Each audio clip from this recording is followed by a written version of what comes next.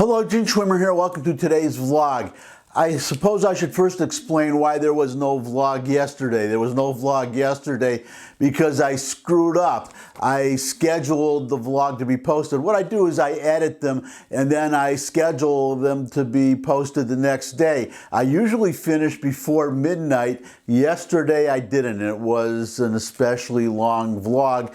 I posted it after midnight, so I just scheduled it to post the next day. But the next day is today, not the day before today. So I messed up on that one, and something else came up since then. So that vlog, I hope to post it at some later time, but something else came up that I think is more important, and I have to say more enjoyable too in this particular case. I think I have to say at the outset, as I often do in my vlogs, the full disclosure, that I'm a conservative. So whatever I say, always keep in mind that I'm a conservative, always evaluate in that light, because we are all human, we all have our opinions, and wouldn't it be wonderful if journalists would do the same thing? If they would just say at the beginning, I'm a liberal, which they almost all are, if we're talking about the mainstream media and major networks, and a couple of the cable networks too. Wouldn't it be nice if they would just admit their biases at the beginning, say, I'm a liberal, and whatever I say, even when I'm reporting the news, always keep that in mind, that I'm a liberal, and you can decide whether my liberalism is influencing how I'm reporting the news and which news I'm reporting, or whether it doesn't. You could say it has no effect at all, but wouldn't it be nice to know? But I digress. So on to today's subject. The reason that I gave my full disclosure at the outset is because I am especially going to enjoy this story because, well, as a general proposition, just as human beings, it's nice to be vindicated. But if you're a conservative, as again I am, it's a special joy for conservatives to be called out on something by liberals and be vindicated, and that's what's happened. And it's even better when the people being vindicated, well, number one, moi, and number two, Donald Trump. So here's today's story. Let's get right to it. I just got this. Exclusive. Biden's DHS, Department of Homeland Security, may restart border wall construction to plug, quote, gaps, unquote. Now, before I quote a couple of paragraphs from the article, I just want to toot my own horn, because this is something that I talked about just a little while ago in an earlier vlog, that never mind building the wall, building more wall, I showed a gap that was literally this wide. A large section of wall had been built. There was only a gap this wide. Biden just stopped the construction, just dead. As I said, I showed a gap this wide. And what is the logic to not just closing that little gap? Two guys could probably do it in a couple of hours. The unlawful aliens are coming through these gaps. They're coming through these gaps and immediately turning themselves over to the authorities because they know they won't be deported, that Joe Biden will just, especially if you're a kid, the kids will be stuffed, 4,000 of them, into a small space meant to hold, in good times, 1,000. So that's 4 times overcapacity right there. But because of COVID, and a lot of these kids, 10%, I believe, are testing positive for COVID, so the capacity for now has been reduced even farther to 250. So a space meant for 250 people or 250 children is holding 4,000 children. So just think about that.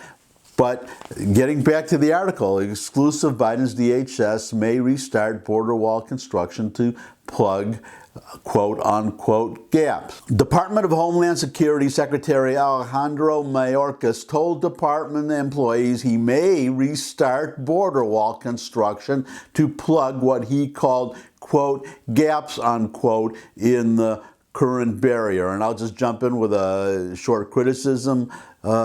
Secretary Mayorkas, you mispronounced will. You said may, but let's, this is my prediction. We'll see if it pans out. I think may means will, and you'll see why as we go on. But getting back to the article, in a conversation with Immigration and Customs Enforcement employees last week, Mr. Mayorkas was asked about his plans for the wall. And he said that while President Biden has canceled the border emergency and halted Pentagon money flowing to the wall, quote, that leaves room to make decisions, unquote, on finishing, quote, some gaps in the wall. The president has communicated quite clearly his decision that the emergency that triggered the devotion of DoD, Department of Defense, funds to the construction of the border wall is ended.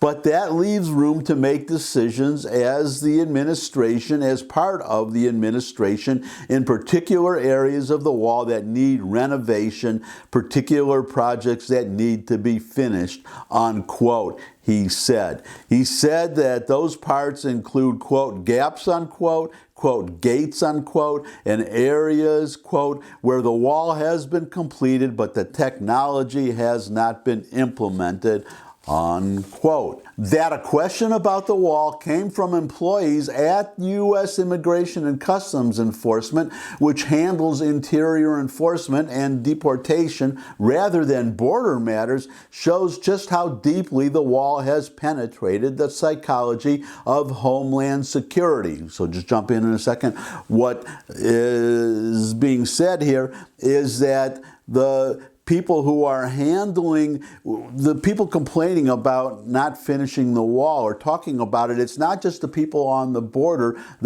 enforcement, not just the officials who are tasked with guarding the borders, protecting the borders, but the people away from the wall who have to take care of all these unlawful aliens, including thousands of little children for whom they now have to care. And they just can't do it. They can't handle the job. I read 2 military bases are going to be used to house these kids. I read about another facility. I can't remember which one it is, but the government is just looking for space to put all these unlawful aliens who are coming in because of Joe Biden, because Joe Biden put out the red carpet for them. Getting back to the article, it sparked fierce devotees, including Border Patrol agents themselves and rabid opponents. But with Mr. Trump out of office, the public is swinging back toward the wall, with a recent poll conducted for the Senate Opportunity Fund showing 53% now favor construction. And I'll jump in with another prediction that I expect that percentage to increase if nothing is done.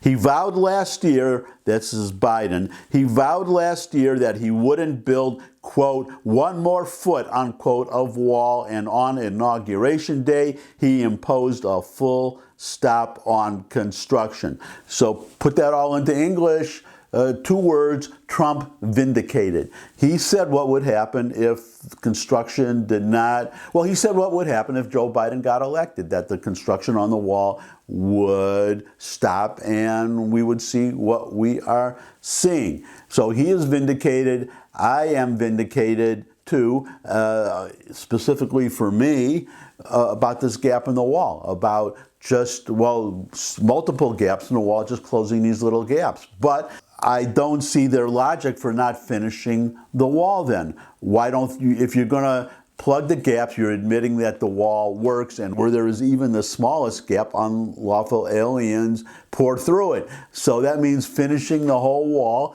and having no gaps. The logic is inescapable, and that's a problem that they're having. They don't want to admit that Trump was right. They don't want to have to finish the wall, but they are being forced into that position. And I think I have a couple opinions on why that is. One of those is, well, I just mentioned the 53%, the growing public desire for the wall.